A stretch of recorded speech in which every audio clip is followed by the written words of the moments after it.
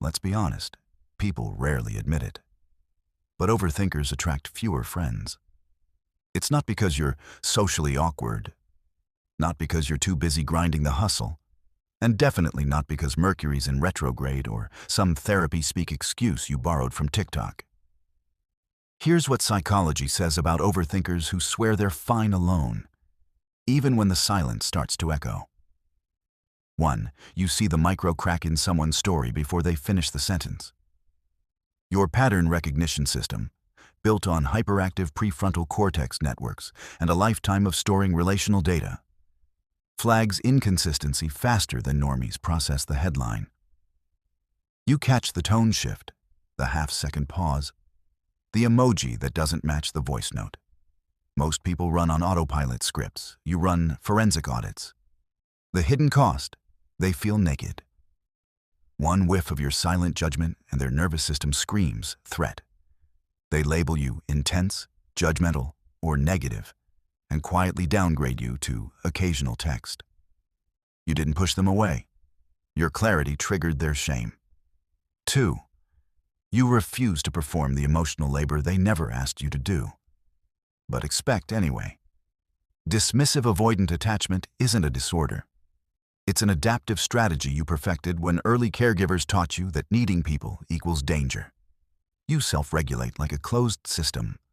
No co-rumination, no trauma dump, no 2 a.m. voice memos. The hidden cost. In a culture addicted to mutual venting and main character syndrome storytelling, your silence reads as arrogance or coldness.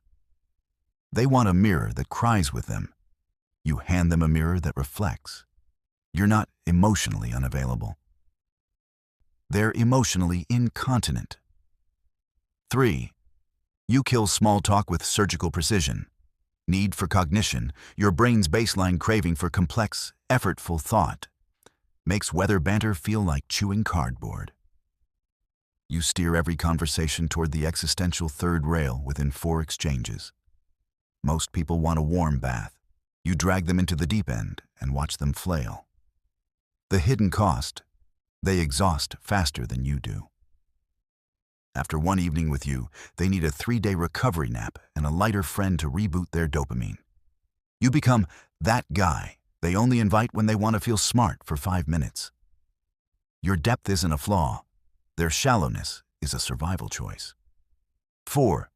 You foresee the betrayal arc before the pilot episode airs.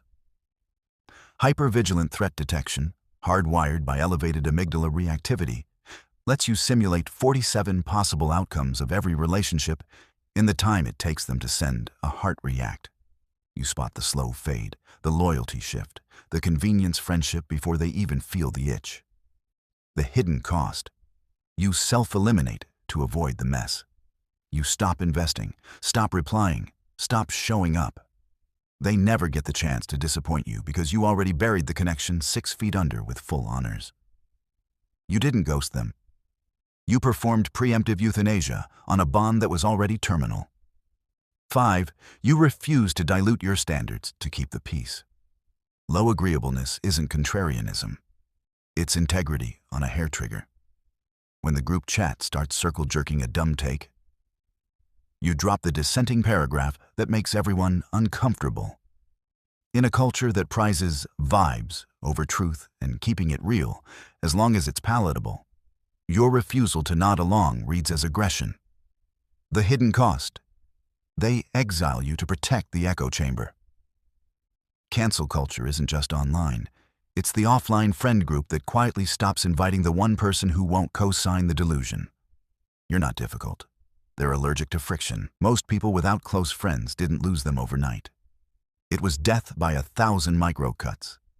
The 36-hour delay in replying because you were drafting the perfect response that never got sent. The gentle correction when they mislabeled their anxiety as OCD.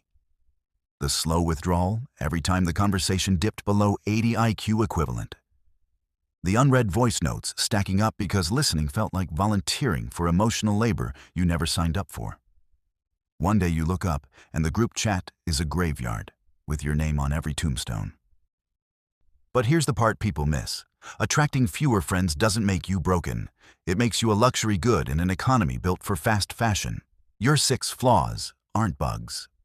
They're premium features most operating systems can't run without crashing. In a society that rewards performative connection, FOMO-driven hangouts, and therapy speak that never scratches the cortex, your mind is a mainframe demanding enterprise-level handling. Not everyone is built to handle you. The ones who are? They're the rare motherboards that never overheat. Treasure them. The rest were never compatible anyway. If you want to understand how your mind actually works, not the sugar-coated version, subscribe, because here we don't talk about motivation. We talk about psychology that exposes the truth.